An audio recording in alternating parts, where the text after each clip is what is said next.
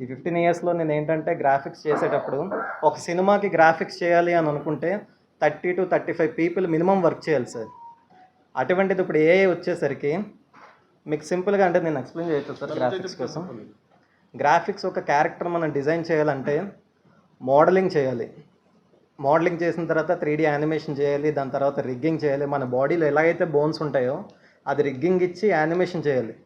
ఇలాగ ఒక్కొక్క department lighting డిపార్ట్మెంట్కి రావాలి. దాంట్లోనే మళ్ళీ మేము యానిమేషన్లో కెమెరాస్ పెడతాం. ఇంతమంది డిపార్ట్మెంట్స్ ఉంటారు. దగ్గర దగ్గర 8-9 డిపార్ట్మెంట్స్ వర్క్ చేస్తే కానీ ఒక క్యారెక్టర్ అనేది రెడీ అవ్వదు. అటువంటిది ఇప్పుడు ఏఐ వచ్చేసరికి ఏమైందంటే నేను ఒక్కడనే కూర్చొని ఒక ఇమేజ్ని తీసుకొని దానికి సరైన ప్రాంప్ట్ ఇస్తే అదే లైటింగ్ చేసుకుంటుంది, యానిమేషన్ చేసుకుంటుంది. దీన్ని బట్టి ఏమవుతుందంటే 300 పీపుల్ 400 పీపుల్ ఇప్పుడు బాహుబలి ఇవన్నీ మనం తీసుకున్నాం సార్. అవి ఎంతోమంది ఒక 4-5 కంపెనీస్ చేస్తే కానీ అవ్వని పని ఈరోజు ఒక 10 to 15 పీపుల్ కూర్చుంటే అయిపోతుంది. వర్క్ అనేది అంత ఈజీ అవుతుంది. నాకు తెలిసినంత వరకు సార్ సినిమా ఇండస్ట్రీలో పాన్ ఇండియా ఫిల్మ్స్ అనేది ఇప్పుడు వచ్చాయి కదా సార్.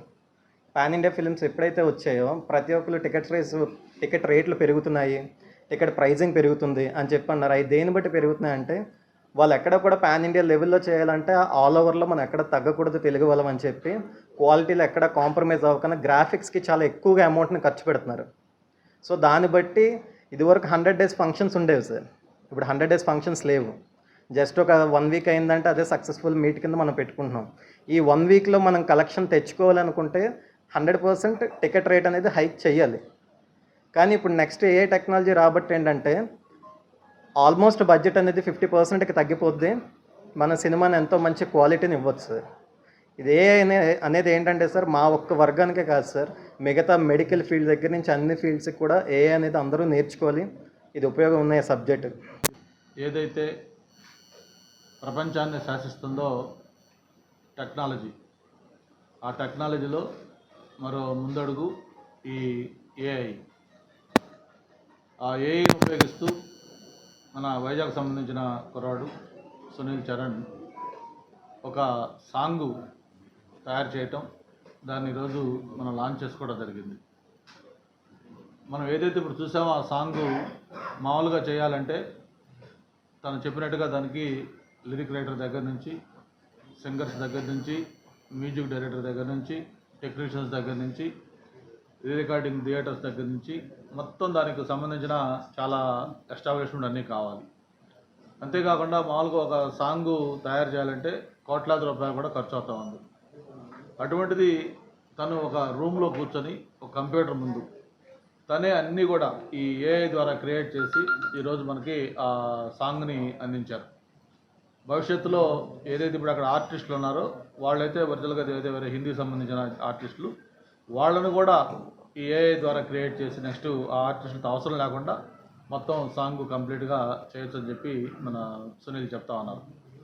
అంటే ఇది మనం అవునన్నా కాదన్నా ఇది టెక్నాలజీలో వస్తున్న రివల్యూషనరీ చేంజెస్. గతంలో మనం సెల్ ఫోన్ అంటే ఎవరు ఊహించుకోవాలి. నేను అమెరికా ఒకసారి ఎప్పుడో లాంగ్ బ్యాక్ వెళ్ళినప్పుడు అమెరికాలో కార్లో వెళ్తా ఉంటే వాళ్ళు ఆ రోజు కార్లో కూర్చొని ఈ మొబైల్ ఫోన్ మాట్లాడుతున్నారు, సెల్ ఫోన్. నేను అనుకున్నాను ఎప్పటికైనా ఇండియాలో కూడా మనకి ఇటువంటి అవకాశం ఉంటుందా, మనం కూడా ఇట్లా ఫోన్ మాట్లాడగలమా అని చెప్పి.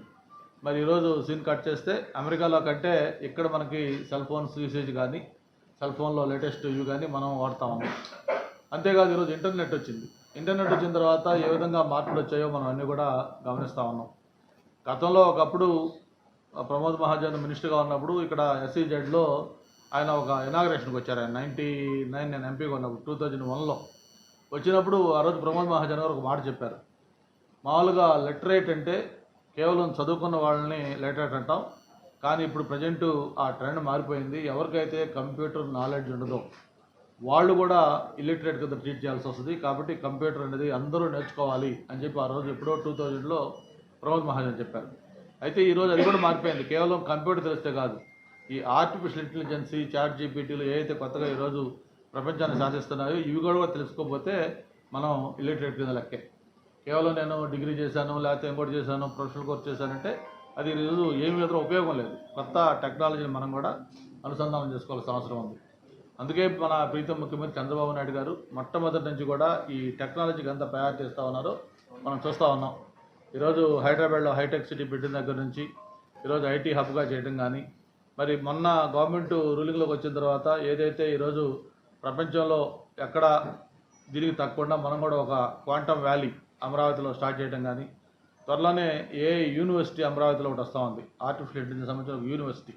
అంటే ఇప్పుడు రెగ్యులర్ యూనివర్సిటీస్ ఎలాగ ఉన్నాయి వాటిలన్నింటికి మించి యూనివర్సిటీ ఉండిపోతూ ఉంది. అంతేకాదు వైజాగ్లో అయితే ఒక డేటా సిటీ రాబోతూ ఉంది. ఇవన్నీ ఏంటంటే ఈ టెక్నాలజీకి సంబంధించిన కొత్త కొత్త పరిణామాలు. అవన్నీ కూడా మనం అనుసంధానం చేసుకుంటూ ముందుకెళ్లాల్సిన అవసరం ఉంది. మరి ఈ సందర్భంగా నేను ప్రత్యేకించి మన సునీల్ చరణ్ని అభినందిస్తా ఉన్నాను.